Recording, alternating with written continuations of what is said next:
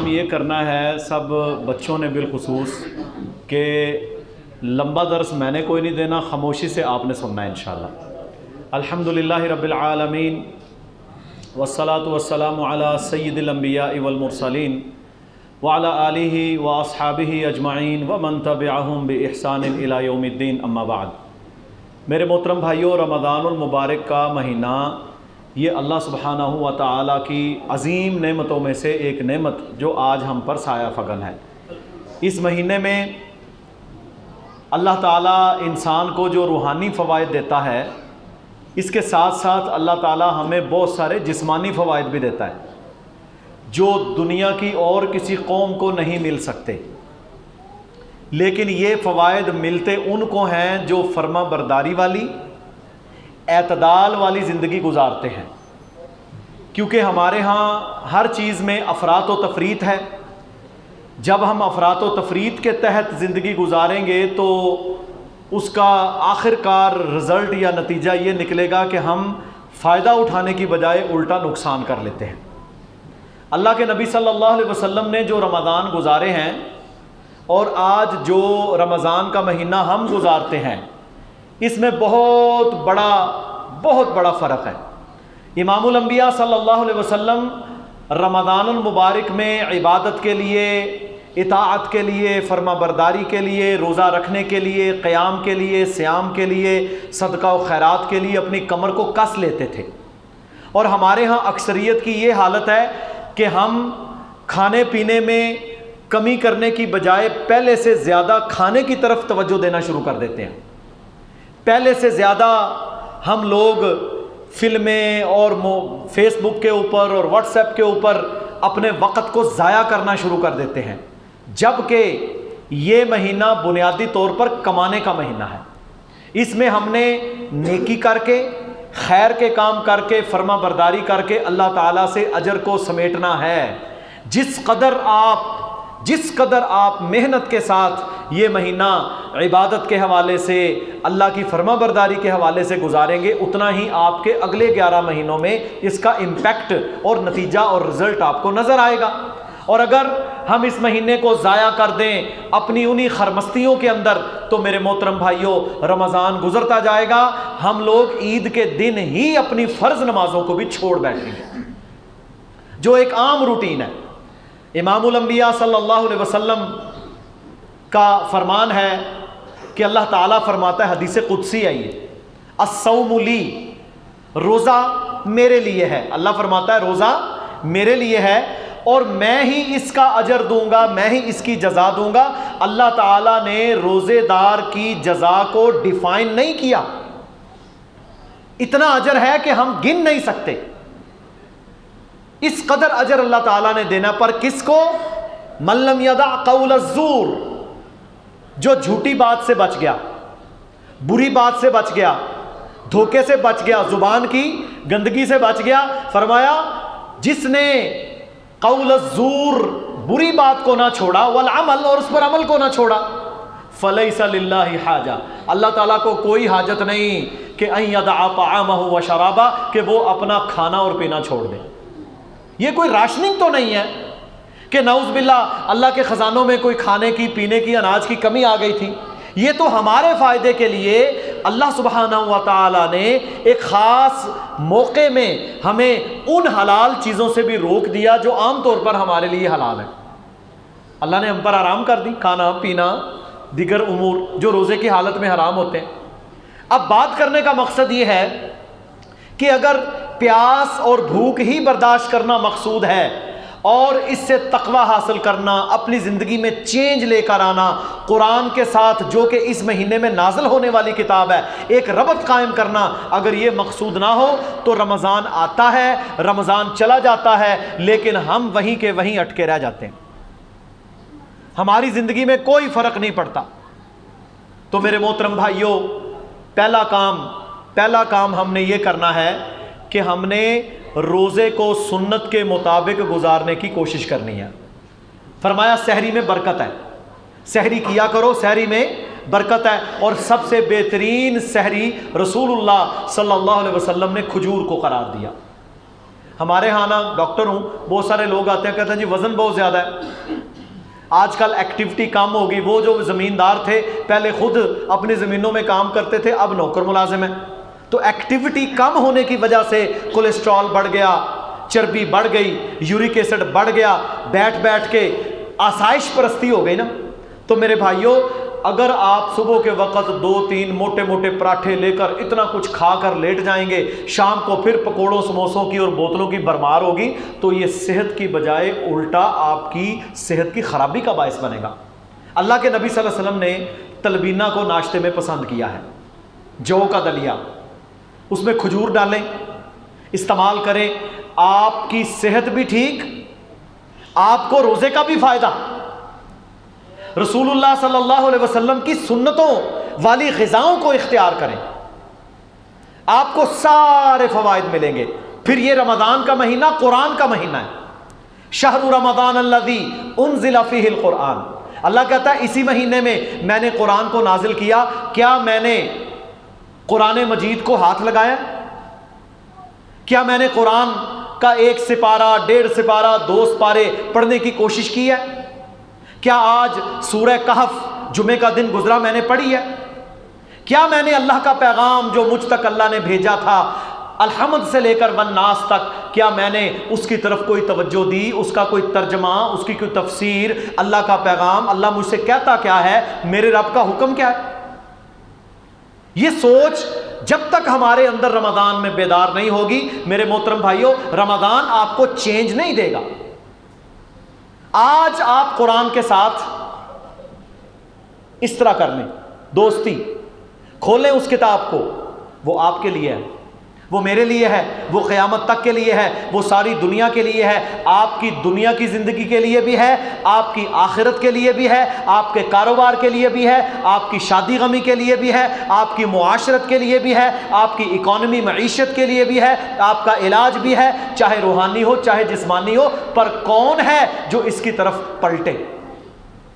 اللہ کہتا ہے وَلَقَدْ يَسَّرْنَا الْقُرْآنَ لِلذِّكْرِ فَهَلْ مِن مُدَّكِرٍ، کوئی ہے؟ میں نے قرآن کو سمجھنے کے لیے سوکھا کر دیا، آسان کر دیا۔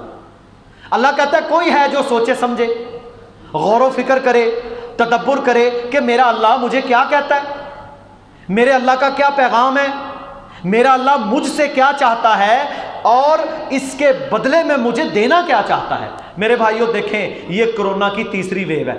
پہلی 2 ویوز کے اندر تو ہم نے مانا ہی نہیں نا کرونا ہے، ابھی ہر گھر کے اندر، ہر جگہ کے اوپر لنگز انفیکشن میں ہیں، لوگ مر رہے ہیں۔ ہم نے اپنے قریبی لوگوں کو دیکھا، بڑی شدت۔ اب حالت یہ ہے کہ پہلے تو بوڑھے مرتے تھے، اب جوانوں کا پتہ نہیں چلتا، کوئی عمر نہیں۔ اور یہ جو برٹش وائرس ابھی اس کی آئی ہے نا ویرینٹ، اس کی مختلف اقسام ہیں، یہ جو اس کی برٹش ویریئنٹ ہے میرے بھائیوں، یہ اتنی خطرناک ہے کہ یہ جو عضو آپ کا کمزور ہوگا نا جسم میں، دماغ، دل، گردے، جگر، پتا، پھیپھڑا، جو چیز کمزور ہے یہ اس کو پکڑتا ہے۔ اس کی وجہ سے ہارٹ اٹیک ہو رہے ہیں، اس کی وجہ سے گردے فیل ہو رہے ہیں، اس کی وجہ سے پھیپھڑے فیل ہو رہے ہیں، اس کی وجہ سے معدے فیل ہو رہے ہیں اور لوگ مر رہے ہیں میرے محترم بھائیوں۔ لیکن یہ وبائیں، ان وباؤں کے اندر جو ہمارا کردار ہونا چاہیے کیا ہم نے ادا کیا؟ ایک تو ہے SOPs، ماسک لگائیں جی، ہاتھ دھوئیں جی، ٹھیک ہے، سنت طریقہ ہے، صفائی کا خیال رکھو۔ رسول اللہ صلی اللہ علیہ وسلم کو جب چھینک آتی تو آپ صلی اللہ علیہ وسلم کی حدیث ہے، آپ یہ کونی والا حصہ اپنے منہ پہ رکھ لیتے۔ یہ سنت عمل ہے، ہاتھوں کو دھونا سنت عمل ہے، طہارت پاکیزگی سنت عمل ہے، لیکن اس سے پہلے ایک عمل ہے استغفار۔ فَقُلْتُ اسْتَغْفِرُوا رَبَّكُمْ إِنَّهُ كَانَ غَفَّارًا۔ اللہ کہتا ہے یہ ذرا آئیں تو صحیح میرے دربار میں، توبہ کر کے، استغفار کر کے، معافیاں مانگ کے، میرے سامنے گڑ گڑا کے آئیں، تب جا کر وباؤں سے جان چھوٹے گی۔ ورنہ وبائیں اب دیکھ لیں، دوسرا سال لگ چکا، دوسرا سال ہے، پوری دنیا کی اکانومی آپ کا، کوئی فرانس میں ہے، کوئی جرمنی میں ہے، کوئی انگلینڈ میں ہے، ساری دنیا کی ایک حالت کر دی نا اللہ نے۔ کوئی فرق باقی نہیں رہا۔ اور میرے بھائیوں، اگر دنیا کے لوگوں نے بالخصوص امت مسلمہ نے توبہ نہ کی، استغفار نہ کیا، رجوع اللہ نہ کیا، معافیاں نہ مانگی، زنا، بدکاری، شراب، غیبتیں، چغلیاں، ماؤں بہنوں کا حق مارنا، ظلم اور زیادتی، شرک و کفر، بدعات و خرافات کو نہ چھوڑا، تو میرے بھائیوں اس کی اقسام ملٹی پلائی ہوتی جائیں گی، پھر یہ اتنا مضبوط ہو جائے گا، اتنا مضبوط ہو سکتا ہے یہ وائرس کہ آپ کو چند گھنٹوں کے اندر مار دے۔ او جی بچیاں نو کچھ نہیں کہندا، ابھی بچوں کے کیسز بھی آ رہے ہیں، سانس ہی نہیں آ رہی، پورا میرے بھائیوں سسٹم یہ خراب کر دیتا ہے۔ وجہ کیا ہے؟ میں نے تو اللہ سے دعا ہی نہیں مانگی، پہلا سال تو مجھے یہی نہیں پتا چلا کہ وبا میں کیا احکامات ہیں۔ جب وبائیں آتی ہیں تو توبہ کرو، استغفار کرو، سجدوں میں گر جاؤ، صدقہ دو، اللہ سے معافیاں مانگو۔ ہم نے مانگی؟ رسول اللہ صلی اللہ علیہ وسلم نے کیا فرمایا؟ فرمایا صبح کی تسبیحات، شام کی تسبیحات، دعائیں، اذکار، یہ لازم پکڑ۔ اب تو حالت یہ ہے کہ میرے بھائیوں بڑے بڑے وزیر، بڑے بڑے ڈاکٹر، بڑے بڑے میرے بھائیوں تاجر آج چارپائیوں پہ پڑے ہیں، اور المیہ یہ ہے، ہمارے پنجاب کی آج کی رپورٹ ہے 90% وینٹیلیٹر اس وقت بھرے ہوئے ہیں اور 10% باقی ہیں۔ ابھی تو یہ پھیلا ہی نہیں، اللہ محفوظ فرمائے۔ آکسیجن موجود نہیں۔ ابھی آج کی حکومت کا کیا بیان ہے؟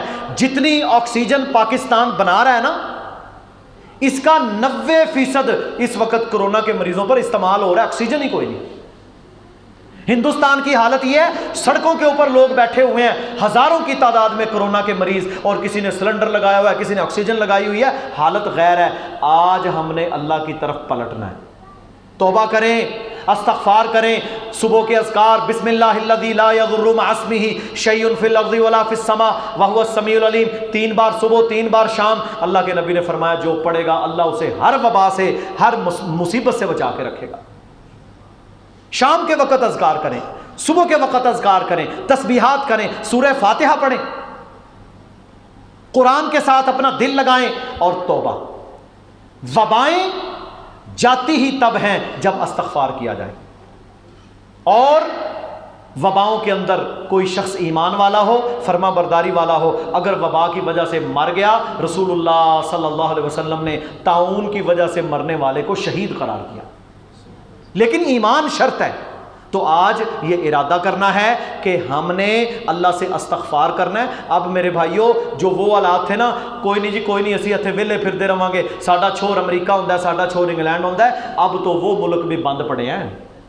ہمارے ساتھ ہر روز وہاں کے لوگ رابطے میں ہیں، دوست ہیں، وہ کہتے ہیں کام کوئی نہیں، کاروبار کوئی نہیں، پہلے ہم صدقہ دیتے تھے، اس سال نہیں دے سکتے ڈاکٹر صاحب، میرا کاروبار بند پڑا ہے، میں پہلے زکوٰۃ دینے والا تھا، اس دفعہ میں یوٹیلائز ہو گیا ہوں، میرے پاس کچھ نہیں ہے۔ یہ انگلینڈ میں بیٹھے ہوئے لوگوں کے کلمات ہیں۔ اگر سال 2 سال اللہ محفوظ فرمائے اسی طرح میرے بھائیوں وبائیں پھیلتی ہیں تو آپ دیکھیں آپ کی حالتیں کیا ہونے والی ہیں۔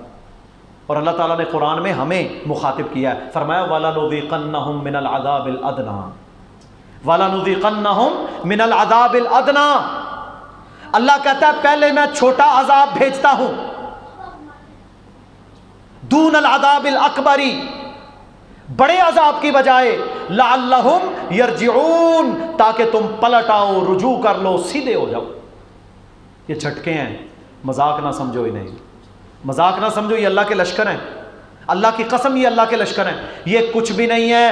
طاعون کی وبا رسول اللہ صلی اللہ علیہ وسلم کے کچھ عرصہ بعد حضرت عمر کے دور میں پھیلی تھی، بستیوں کی بستیاں ہلاک ہو جاتی۔ جہاں پر جو بزرگ 70-80 سال کے موجود ہیں انہیں پتہ ہے چیچک اور طاعون کس طرح پھیلتا تھا، گھروں کے گھر اجڑتے،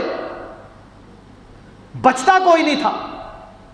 یہ کرونا بھی میرے بھائیوں یہ اللہ کے لشکروں میں سے لشکر ہے، بچے گا وہ جو تائب ہوگا، جو اللہ کے دربار میں گر پڑے گا، جو اللہ کے سامنے دعائیں کرے گا، جو گناہوں سے معافیاں مانگ لے گا۔ آج موقع ہے ہمارے پاس، اس رمضان میں ہم اپنے گناہوں سے توبہ کر لیں، عملاً ہم اپنے آپ کو سیدھی راہ پر چلانے کا وعدہ اپنے اللہ کے ساتھ کر لیں۔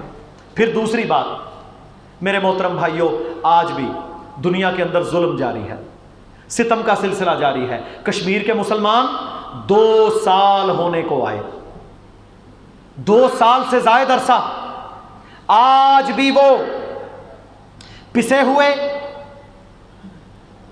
10 لاکھ آرمی کے رحم و کرم پر کاروبار ان کے بند ہیں، حتیٰ کہ حالتیں یہ ہیں کہ اگر ان کی ہلاکت ہوتی ہے، وفات ہوتی ہے، تو وہ اپنے گھروں میں دفن کرنے پر مجبور ہے۔ فلسطینیوں کا یہ حال ہے کہ مسجد اقصی میں کبھی اجازت، کبھی نہیں اجازت، کبھی بوڑھا نہیں جا سکتا، کبھی بڑا نہیں جا سکتا، شہادتیں ہیں، سلسلے ہیں، کبھی ان کے گھر گراتے ہیں، کبھی بلڈوزر چلاتے ہیں، آزادیاں تک نہیں ہیں ان کے پاس۔ میانمار، برما کے اندر حالات انتہائی دیگر ہوئے۔ یہ سب مسلمان ہیں، ان سب کے لیے تڑپ اور کسک بھی ہمارے دل میں ہونی چاہیے۔ ہم کم از کم دعا کریں کہ یا اللہ ان کی مدد فرما، یا اللہ تیرے وہ بندے جو تیرے دین کے غلبے کے لیے میدانوں میں نکلے ہیں، یا اللہ ان کی مدد فرما۔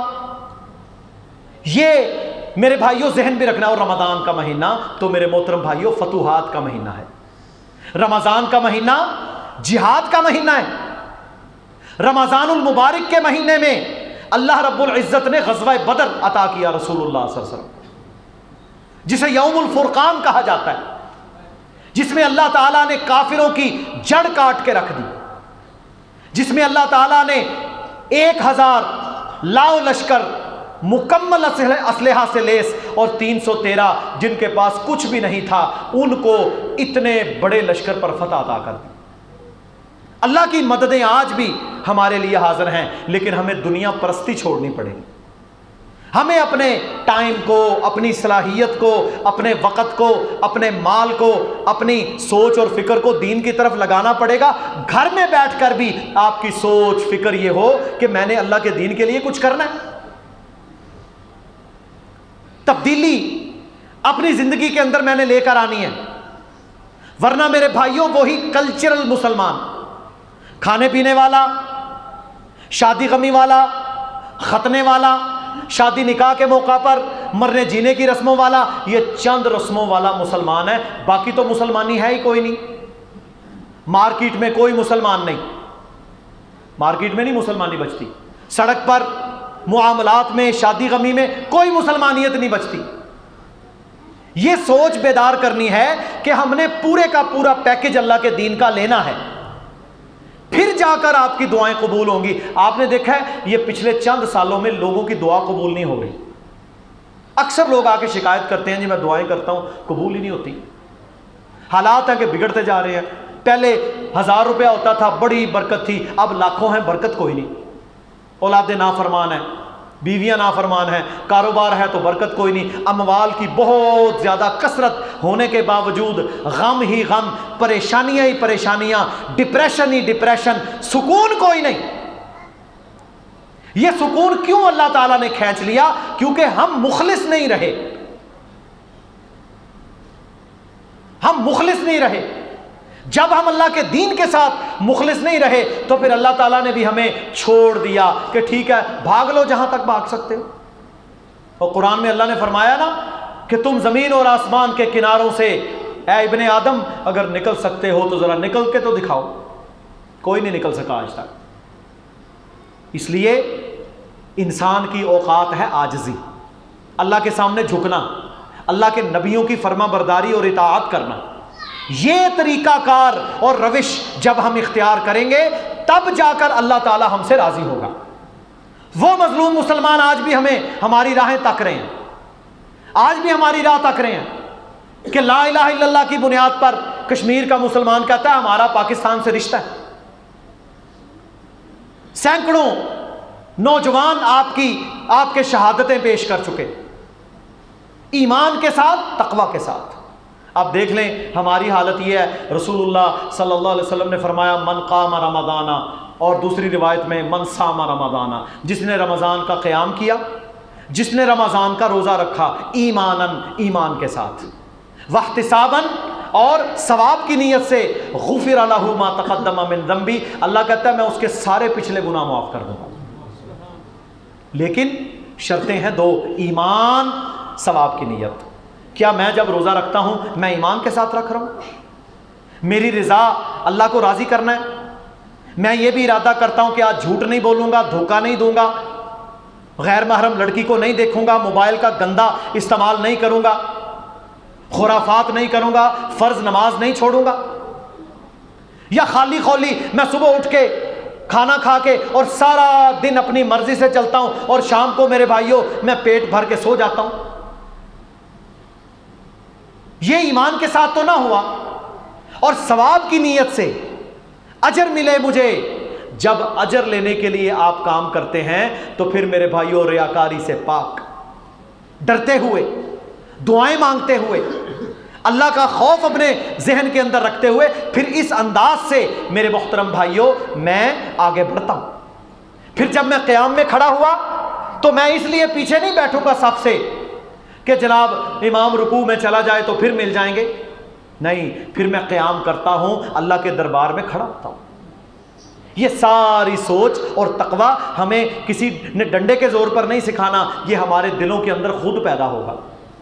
ام المومنین عائشہ رضی اللہ تعالی عنہا بیان فرماتی ہیں ایک دفعہ رسول اللہ علیہ الصلوۃ والسلام میرے گھر تھے، میرے حجرے میں تھے، اور آپ صلی اللہ علیہ وسلم نے رات کا قیام کیا۔ اس رات کے قیام میں اتنا لمبا یہ قیام تھا کہ امام کائنات علیہ الصلوۃ والسلام کے پاؤں مبارک پر ورم آ گیا، اور آپ صلی اللہ علیہ وسلم ایسی گریہ ازاری کرتے تھے، ایسا روتے تھے کہ آپ صلی اللہ علیہ وسلم کے سینہ مبارک سے ایسی آوازیں آتی جیسے ہنڈیاں ابل رہی ہیں۔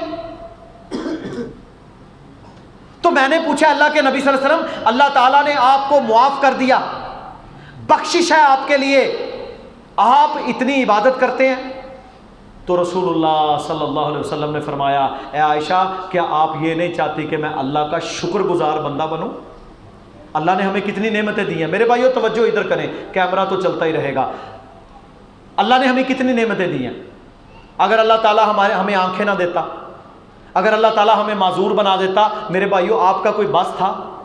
اللہ نے یہ سارا جسم ہمیں جو عطا کیا ہے، کیا ہم اس کا شکر کرنے والے ہیں؟ کیا ہم اللہ کا شکر کرنے والے ہیں کہ ہم غریب کا حق، یتیم کا حق، مسکین کا حق، بہن بیٹی کا حق وہ ان کو دیں؟ جو مال اللہ نے مجھے دیا ہے، ہم اس میں سے فرض زکوٰۃ کے ساتھ ساتھ نفلی صدقہ اپنے اصل میں سے بھی نکالیں؟ ہم اللہ کے سامنے جب جھکیں تو ہم ریاکاری سے پاک اللہ کی عبادت کریں؟ یہ سوچ ڈیولپ کر کے میرے محترم بھائیوں جب ہم رمضان گزاریں گے، پھر اللہ تعالیٰ اس کی برکتیں ہم پر نازل کرے گا۔ اللہ رب العزت ہم سب کو سمجھنے کی، عمل کرنے کی توفیق عطا فرمائے، اور اس رمضان میں ہمیں اپنی اصلاح کرنے کی توفیق عطا فرمائے۔ موقع ہے آج، اور میرے بھائیوں صبح و شام کے اذکار لازم پکڑیں۔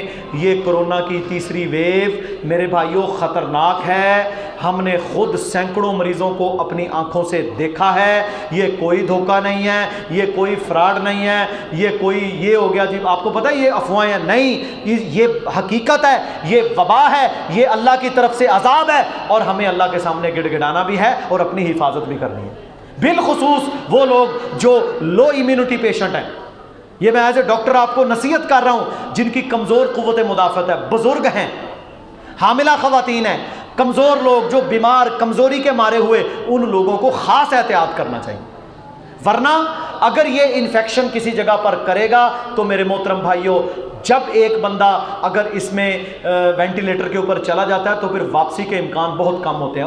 وہ ٹیکا لگا کے نہیں مارتے، نہ ہی وہاں کوئی گلا دباتا ہے۔ مسئلہ یہ ہوتا ہے کہ اس کا انکیوبیشن پیریڈ ہے، اس کے انکیوبیشن پیریڈ میں جب یہ پورا زور لگاتا ہے تو یہ آپ کے لنگز جو ہوتے ہیں نا، پھیپھڑے، اگر پھیپھڑوں پر اٹیک ہے، یہ اتنا اس کے اندر بلغم بنا دیتا ہے کہ سانس کی نالی بند ہو کے انسان مر جاتا ہے۔ اگر آپ کا دل کمزور ہے، آپ دل کی دوائیاں کھا رہے ہیں تو یہ دل پر اٹیک کرے گا، اگر آپ کو نہیں بھی دورہ پڑنا تو پڑ جائے گا، یہ کسی بھی آپ کے آرگن پر حملہ کر سکتا ہے۔ اس لیے جب گیدرنگ کے اندر ہوں ماسک ضرور استعمال کریں، کپڑا باندھ لیں، اپنے ہاتھوں کو دھونا سنت ہے، اچھے طریقے سے دھوئیں، چھینک آئے تو آگے بازو رکھیں، اپنے بچوں کے پاس آپ جا رہے ہیں سارا دن کام کر کے، سیدھا ہی نہیں چلے جانا، ہاتھ دھو کے اچھے طریقے سے صفائی کر کے اندر جائیں۔ یہ آپ کا فائدہ ہے۔ اگر میرے بھائیوں آج بھی ہم نہ سمجھے تو آپ دیکھیں گے کہ یہاں آپ کے گاؤں گھروں کے اندر کتنے بزرگ ہیں، وہ بیچارے اس وقت مصیبت کا شکار ہیں، پریشانی کا شکار ہیں۔ آپ نے دیکھا بخار پہلے سے زیادہ، نزلہ زکام پہلے سے زیادہ، کمزوری پہلے سے زیادہ، اس قدر سخت اس میں کیفیت ہوتی ہے کہ جوان بندے کو اگر کورونا کا مسئلہ بن گیا میرے محترم بھائیوں، وہ ایسے ہوگا جیسے گنے کے پیڑنے کے اندر اس کو دے دیا، اتنی تکلیف اور اتنا شدید بخار ہوتا ہے، اتنا شدید۔ اللہ تعالی ہم سب کو محفوظ فرمائے اور اللہ تعالی امت کو محفوظ فرمائے۔ سبحان ربک رب العزت عما یصفون وسلام علی المرسلین والحمد للہ رب العالمین۔ اللہم اغفر لنا وللمؤمنین والمؤمنات والمسلمین والمسلمات والف بین قلوبہم واصلح ذات بینہم وانصرہم علی عدوک وعدوہم۔ اللہم لعن الکفرۃ الذین یصدون عن سبیلک ویکذبون رسلک ویقاتلون اولیاءک۔ اللہم خالف بین کلماتہم وزلزل اقدامہم وانزل بہم بأسک الذی لا تردہ عن القوم المجرمین۔ اللهم انصر الاسلام والمسلمین، اللهم اعز الاسلام والمسلمین، اللهم انصر المجاہدین فی کل مکان، اللهم انصرهم واحفظهم۔ سبحان ربک رب العزت عما یصفون وسلام علی المرسلین والحمد للہ رب العالمین۔